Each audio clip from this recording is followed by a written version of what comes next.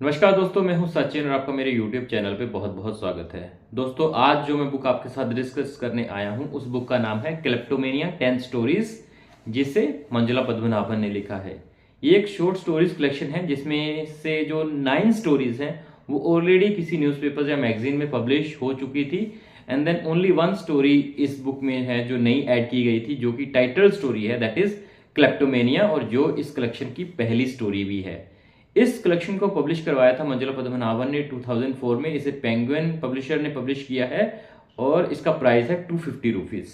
आज हम इस कलेक्शन को रिव्यू करेंगे, कहानियों के बारे में थोड़ा जानने की कोशिश करेंगे, एंड देन हम जानेंगे कि राइटर ने इस बुक में किस तरीके से अपने राइटिंग स्टाइल को, अपने नैरेटिव स्टाइल को, अपनी स्टोरी टेलिंग स्टाइल को किस तरीके से पोर्ट्रे किया है और किस तरीके से कैरेक्टर्स को, कहानियों को एक एंगेजिंग इंट्रीग्ड रूप में रीडर्स के आगे पेश किया है। तो इस वीडियो को पूरा देखिएगा, अच्छी लगे तो लाइक शेयर और कमेंट कर दीजिएगा, चैनल को सब्सक्राइब जरूर कीजिएगा क्योंकि इसी तरह की वीडियोस आपको हमारे चैनल पे रेगुलर बेसिस पे मिलती रहती हैं। चलिए दोस्तों, समय ना वेस्ट करते हुए सीधा वीडियो की शुरुआत करते हैं। तो दोस्तों, अगर मैं इस पर्टिकुलर कलेक्शन की बात करूं तो जैसे कि मैंने आपको पहले ही बताया, टोटल 10 कहानियां इसमें, जिसमें कि 9 ऑलरेडी पब्लिश थी और एक क्लेप्टोमेनिया नई कहानी ऐड करी गई थी। 3 कहानियां, जैसे कि इंट्रोडक्शन में ऑथर खुद बताती हैं, 3 कहानियां साइंस फिक्शन स्टोरीज हैं और बाकी नॉर्मल जेंडर से रिलेटेड, रिलेशनशिप से related, normal poor rich poor life से रिलेटेड, तो कुछ इस तरीके से सेक्सुअलिटी से रिलेटेड, तो इस तरीके की कुछ कहानियां जो हैं, और एक कहानी पर्सनल कहानी है, पर्सनल ऑटोबायोग्राफिकल पीस भी इसमें ऐड करा है राइटर ने। ठीक है, तो इस तरीके की कहानियां आपको इस पर्टिकुलर कलेक्शन में देखने को मिलेंगी। बहुत अच्छी कलेक्शन है। वन बाय वन इसकी कहानियों के बारे में थोड़ा सा डिस्कस करते हैं। तो जैसे कि पहली कहानी है क्लेप्टोमेनिया। जैसे कि मैंने बताया, टाइटल स्टोरी आपको पहले में ही दिखने को मिल जाएगी, क्लेप्टोमेनिया। क्लेप्टोमेनिया का मतलब होता है एक एक एक तरह की ऑब्सेशन जो स्टीलिंग के साथ रहती है। ठीक है, और राइटर का ये मानना था कि ऑल ऑथर्स आर क्लेप्टोमैनियाक्स, मतलब राइटर्स कुछ ना कुछ चोरी करते रहते हैं अपने रिश्तेदारों से, अपने रिलेटिव से, अपने फ्रेंड्स से, उनकी जिंदगी से कुछ ना कुछ ये चोरी करके अपनी कहानियों में ऐड करते रहते हैं। ठीक है, तो राइटर का ये मानना था कि ऑल राइटर्स आर क्लेप्टोमैनियाक्स। और जैसे कि मैंने आपको बताया, क्लेप्टोमेनिया का मतलब होता है जब आपकी कोई ऑब्सेशन रहती है स्टीलिंग से। ठीक है, इस पर्टिकुलर कहानी में एक डिनर सेट है, अभी डिनर टेबल लगा हुआ है जिसपे कुछ दोस्त मिलके डिनर वगैरह कर रहे हैं, और जो होस्ट है उसका एक बेटा है, and then she is particular concern about something regarding her child, और regarding like she has an intuition that something bad is going to happen. अब ये क्या होने वाला है ये उसको नहीं पता है। ठीक है, लेकिन by the end of the story we get to know. मैं एंडिंग थोड़ी सी रिवील कर रहा हूँ इसकी, क्योंकि सेक्सुअलिटी से रिलेटेड है, तो आपको थोड़ा इंगेजिंग लगेगा ये। Bye the end of the story you will see कि इस डिनर टेबल पे एक बंदा है जो कि बायोसेक्सुअल है, मैरिड है वो, and then he goes into some washroom to use some washroom, and then he called the son of the host, and then he raped the son over there. ठीक है, तो male sexuality, male young males के साथ जो sexuality, miss sexuality अक्सर relatives करते हैं, तो उसको कहीं ना कहीं एक्सप्लोइट करने की कोशिश करी है राइटर्स ने इस पर्टिकुलर स्टोरी में, जो कि फर्स्ट स्टोरी है क्लेप्टोमेनिया। सेकंड स्टोरी है बीट्स। ये एक यंग मुस्लिम लड़की की कहानी है जिसकी खुद की मदर नहीं है और उसकी एक सौतेली माँ है, and then she goes to do some seem stressing in the house of a white women, और वहां से वो पैसा अच्छा कमाती है, लेकिन उसे पर्टिकुलरली कम पैसा दिया जाता है जितना कि उसका उसके काम के लिए मिलना चाहिए। और ये उस पर्टिकुलर वाइट वुमेन की जो यंग लेडी है, जो यंग डॉटर है, उसको बिल्कुल भी पसंद नहीं आता है। शी वांट्स की जो यंग मुस्लिम लेडी है उसको उसके काम के पैसे भी पूरे मिले और उसको घर में पूरी इज्जत भी मिले। ठीक है, ये प्री इंडिपेंडेंस एरा की बात हो रही है, और उसमें कोई एक लोकल जो है गवर्नमेंट ऑफिशियल्स उन वाइट पीपल के घर पे रेगुलरली जाता है, और वो कहीं ना कहीं उस मुस्लिम लड़की को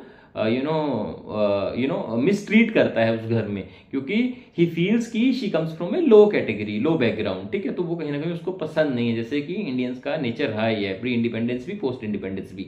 ठीक है, तो ये कहीं ना कहीं उस लड़की को अच्छा नहीं लगता है, वो इसके अगेंस्ट फाइट करने की कोशिश करती है, लेकिन वो सक्सेसफुल नहीं रह पाती है। ठीक है, और दूसरी ओर उसकी माँ के साथ भी थोड़ा सा क्लैश रहता है, क्योंकि वो जो भी पैसा कमाती है वो अपनी सौतेली माँ को दे देती है, और ये उसके फादर को उतना अच्छा नहीं है, the kind of treatment she gets from her step mother, so that is not like by the male figure of the house, but he also can't do anything about it. So it is also very interesting story, you can go through the same also. Third story है बिट्रायल, ये भी बहुत अच्छी कहानी है।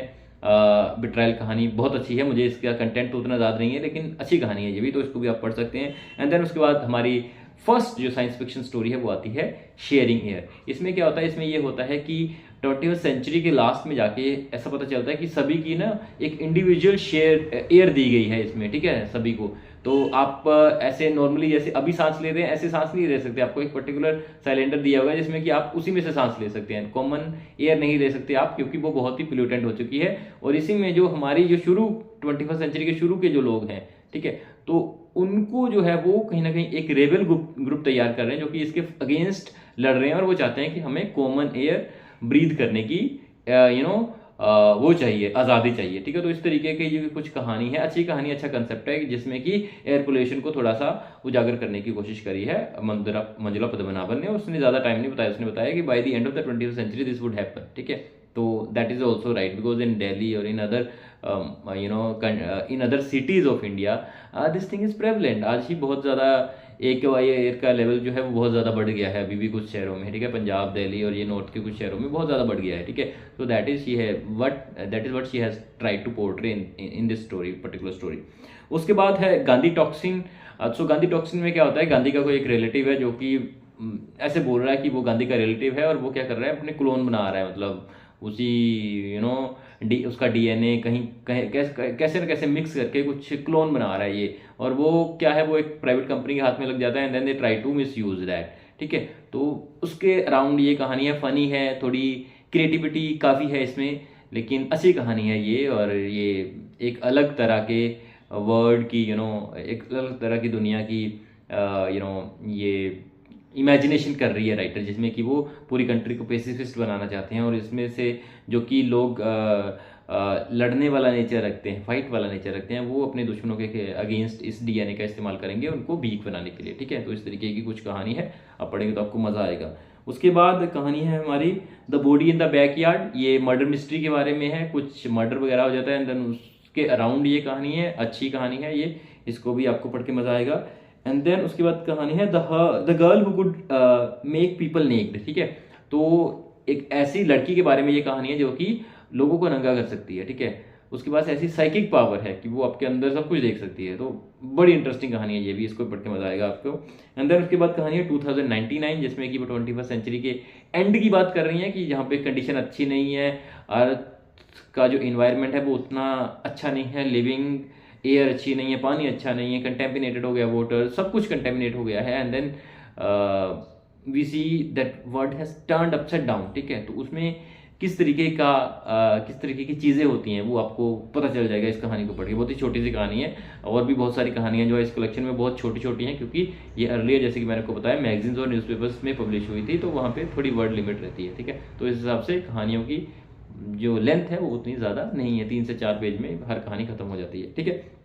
And then उसके बाद हमारी कहानी है morning glory in east of Kailash. ये राइटर की पर्सनल ऑटोबायोग्राफिकल कहानी है, जिसमें कि उसने पर्सनल अपना एक्सपीरियंसेस शेयर करा है कैलाश में रहने का, जहाँ पे उसने अपना जो रूम है वो 2 गे लोगों के साथ शेयर किया था, जिनका ये फर्स्ट एक्सपीरियंसेस था किसी किसी ऐसी वुमन के साथ रहना जो कि गे या फिर लेस्बियन नहीं है, जो कि एक नॉर्मल स्टेट वुमन है, तो उसके साथ रहने का ये फर्स्ट एक्सपीरियंसेस था। And she like to share the space with them and she enjoyed their company a lot, ठीक है। तो बहुत अच्छी कहानी है ये भी, जो कि सेमी ऑटोबायोग्राफिकल है।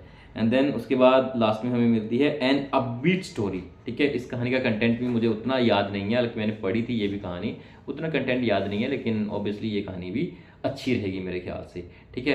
तो ये 10 कहानियाँ हैं, अच्छी कहानियाँ, आप इसको खरीद सकते हैं, ज़्यादा प्राइस भी नहीं है इसका। तो मुझे तो लगता है कि आप ले सकते हैं। अगर रेटिंग की बात करूँ तो मैं I would rate this collection 4 out of 5। तो मेरे ख्याल से अच्छी है, आप एक बार ज़रूर पढ़िएगा, और आपको कैसी लगती है ये मुझे आप पढ़ के कमेंट सेक्शन में ज़रूर बताइएगा। कोई क्वेश्चन है, कोई क्वेरी है राइटर को लेके या इस पर्टिकुलर बुक को लेके, तो वो आप मुझसे शेयर कर सकते हैं। अगर आपको किसी पर्टिकुलर कहानी का साइनॉप्सिस अच्छा लगा हो और आप चाहते हैं कि मैं पूरी कहानी शेयर करूं, तब भी आप मुझसे बोल सकते हैं, मैं वो भी कर दूंगा। फिलहाल की वीडियो को मैं यहीं पे ख़त्म कर रहा हूँ। अच्छी लगी है तो लाइक शेयर कमेंट कर दीजिए, नहीं लगी है तब भी कर दो, क्या ही जाएगा आपका, ठीक है। तो ध्यान रखिए, हमारा इतनी मेहनत कर रहे हैं हम, ठीक है। नई वीडियो लेके जल्दी आपके सामने हाजिर होंगे, तब तक के लिए thank you very much and have a great day.